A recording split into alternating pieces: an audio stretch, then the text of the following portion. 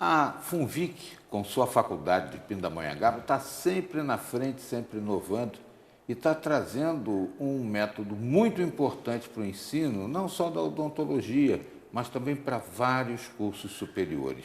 Hoje nós vamos falar sobre esse assunto, sobre esse método que está sendo aplicado agora na faculdade aqui em Pindamonhangaba, recebendo o professor Shebab. Tudo bem? Muito prazer. Uma grande satisfação tê-lo conosco. Satisfação é toda minha. Professor, o senhor tem aí uma bagagem grande, né? Lá, cursos em Harvard, e hoje em dia está dividido entre a faculdade de Pindamonhangaba, aqui em Pinda e lá em Portugal, onde mesmo. eu acabo de voltar e vi lá ainda um pouquinho daquela briguinha que tem do dentista português com o dentista brasileiro, tido como mais atencioso, mais caprichoso, mas eles dizem, mas nós somos médicos, médicos odontólogos. E aí ficou essa situação, fica meio ainda complicado, mas está passando isso, né, professor? Esse impasse realmente da odontologia em Portugal, a tendência é ir passando. Realmente lá, a princípio, o dentista era médico, fazia a faculdade de medicina e depois se especializava em estomatologia. Então era o médico estomatologista. Estomatologista é quem cuida da boca, né? As Isso. aftas e tudo mais. Depois de alguns anos isso foi alterado e atualmente a faculdade de medicina foi desmembrada na medicina dentária lá.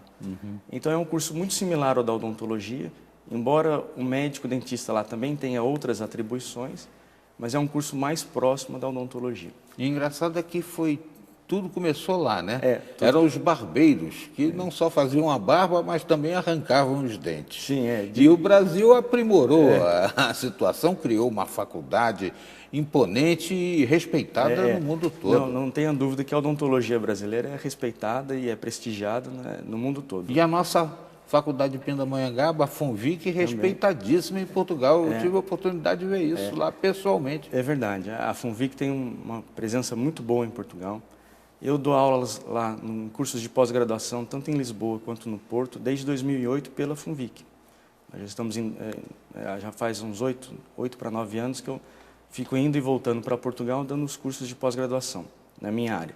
E também nós já recebemos aqui na Funvic muitos profissionais estrangeiros, europeus, ingleses, portugueses, russos, inclusive, que vieram fazer cursos de pós-graduação aqui na Funvic também. Afinal, aqui também está a sede da Unesco, né? Exatamente. A representação da Unesco no Brasil. Exatamente. E, em função também disso, a Funvic vem internacionalizando muito os seus professores e trazendo métodos novos, tornando a Funvic mais universal no sentido de internacional, né? Métodos que atendam não só a população brasileira, mas a população de um modo todo. Agora, professor Shebab, o senhor é o responsável por introduzir aqui, né, na nossa faculdade de Pindamonhangaba, essa técnica do PBL, é isso? Sim. Na verdade... O que é o PBL?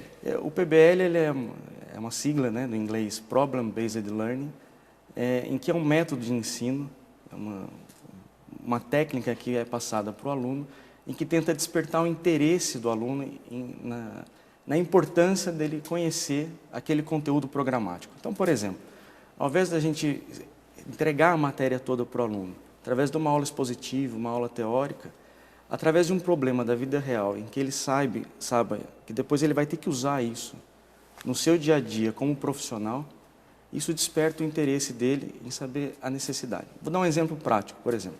Então, numa aula, por exemplo, de cirurgia. Uma aula de cirurgia, muitas vezes o aluno está muito preocupado em saber a técnica cirúrgica e não necessariamente a histologia do tecido, o fator de reparação, como aquilo cicatriza e tudo mais. Então, é dado um caso da vida real, como se um paciente chegasse, precisasse de uma pequena cirurgia, por exemplo. Então, o que ele vai precisar para começar a cirurgia? Então, desde o preparo da sala de cirúrgica, do campo cirúrgico, da anestesia, e ele vai estudando passo a passo até poder chegar realmente no tópico da cirurgia. Atualmente, por exemplo, a cirurgia é dada no 3º, 4º ano de faculdade. Então, o aluno teria que passar o 1º ano pela histologia, o 2º ano pela patologia, o 3º ano pela anestesiologia, aí vai para o 4º ano para a cirurgia. Desse jeito, a gente introduz o assunto da cirurgia e ele fica estimulado por aquilo, porque afinal é o que ele quer depois para fazer depois de formado, E com aquele incentivo dele ter que conhecer aquele assunto, ele se sente na necessidade de buscar o conhecimento lá de trás. Quer dizer, no fundo, né, sacia a ansiedade. Exatamente. Porque, trazendo para o campo da música, quando eu fiz música, a gente passava 3 anos fazendo teoria musical, só depois podia pegar o instrumento. Isso dava um desespero, um desestímulo total, né? Porque a pessoa quer logo pegar o violão e sair tocando, né? É muito desestimulante, né? E esse método surgiu no Canadá, na Faculdade de Medicina de McMaster, no Canadá, em 1965, justamente porque os professores notavam que os alunos de medicina estavam muito desmotivados.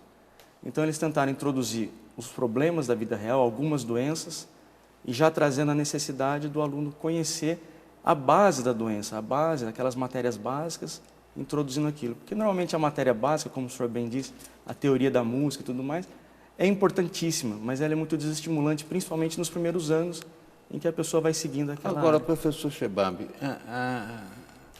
começou com a medicina, né? Sim, começou A na medicina. odontologia não deixa de ter ligações Sim, muito próximas fortes, da medicina. né?